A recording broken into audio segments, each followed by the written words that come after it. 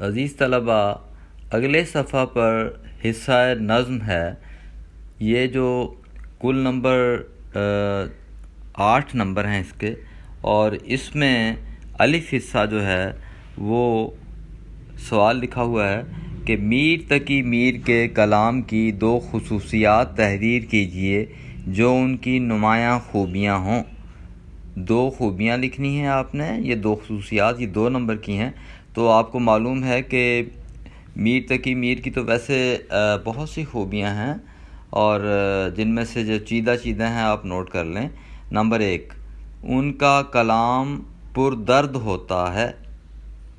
Number 1۔ Number 2، سمجھ میں آنے والا ہے، یعنی ان کا کلام سمجھ میں آنے والا اور آسان اور سادہ کلام ہے، یعنی ان کے کلام میں سادگی ہے اور وہ آسان بھی ہے اور آسانی سے سمجھ میں آ جاتا ہے، ٹھیک ہے۔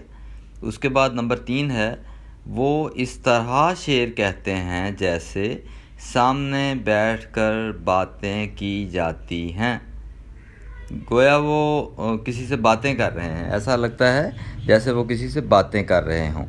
اور سوال نمبر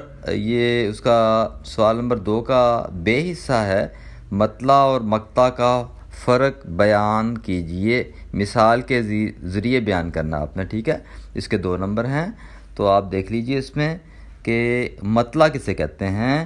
غزل یا قصیدے کا وہ پہلا شعر جس کے دونوں مصرعے ہم قافیہ اور ہم ردیف ہوں، مثال کے طور پر ہستی اپنی حباب کی سی ہے، ہستی اپنی حباب کی سی ہے، یہ نمائش سراب کی سی ہے۔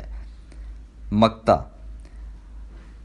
غزل یا قصیدے کا، یعنی مقطع کی اب تعریف آپ لکھ لیں کہ غزل یا قصیدے کا وہ آخری شعر جس میں شاعر اپنا تخلص بھی استعمال کرے اسے کیا کہتے ہیں؟ مقطع۔ مثال کے طور پر میر ان نیم باز آنکھوں میں، میر ان نیم باز آنکھوں میں ساری مستی شراب کی سی ہے، ٹھیک ہے جی۔